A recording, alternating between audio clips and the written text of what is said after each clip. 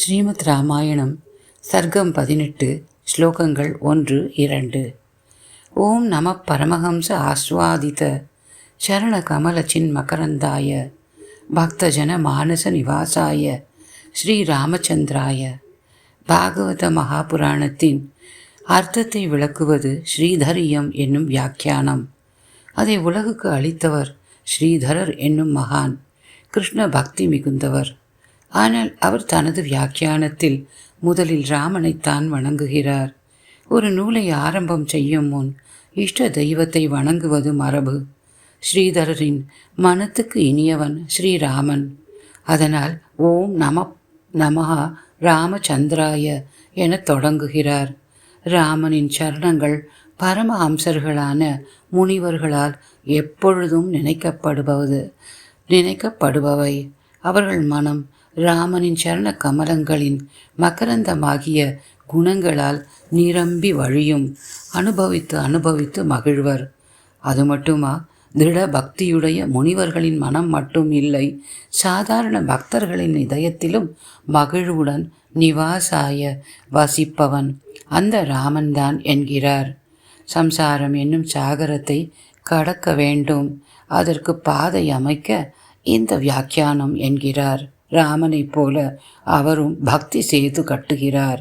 எல்லோர் மனத்திலும் இடம்பெற்ற ராமன் தந்தை அழைக்க அவரின் அரண்மனைக்கு செல்லுகிறான். ரதத்திலிருந்து இறங்கி தந்தையை பார்க்க ஓடி வருகிறான். ததர்ஷ ஆசனே ராமோ விஷண்ணம் பிதரம் சுபே கைகேய்யா சகிதம் தீனம் முகேன பரிசுஷ்யதா. சூழ்நிலையை புரிந்து கொள்ளக்கூடியவன் ராமன். சுபே ஆசனே, மங்களகரமான உயர்ந்த ஆசனம்தான். தந்தை உட்கார்ந்திருக்கிறார், ஆனால் அவருடைய முகத்தில் கவலை. யாருடன்? கைகேயியுடன். முகத்தில் சிறிதே வாட்டம். பரிசுஷ்யதா, முகம் உணர்ச்சியற்று வறண்டு இருக்கிறதாம். என்னை பார்த்தவுடன் அவரின் முகத்தில் ஏற்படும் அந்த மகிழ்ச்சி எங்கே என்று தனக்குள் நினைக்கிறான் ராமன். ஆனால் கடமையை மறக்கவில்லை. பிதுச்சரணௌ பூர்வம் அபிவாத்திய விநீதவது ததோ வவந்தே சரணௌ கைகேயா சுசமாஹிதா. நுழைந்தவுடன் தந்தையின் சரணங்களில் மிகுந்த மரியாதையுடன் விநீதவது முதலில் வணங்கினான். பின் கைகேயாக சரணௌ எப்பொழுதும் போல் சுசமாஹிதா மிகுந்த விருப்பத்துடன் கைகேயின் சரணங்களிலும் விழுந்து வணங்கினான். வவந்தே, ஆனால் அவனது நடவடிக்கை சூழ்நிலையை புரிந்து கொண்ட தன்மையுடன் இருந்தது.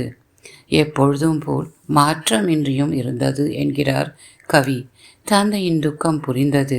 முனிவர்கள் அனுபவிக்கும் குணக்குன்றாயிற்றே ராமன். தானாக எதுவும் முடிவு செய்யவில்லை.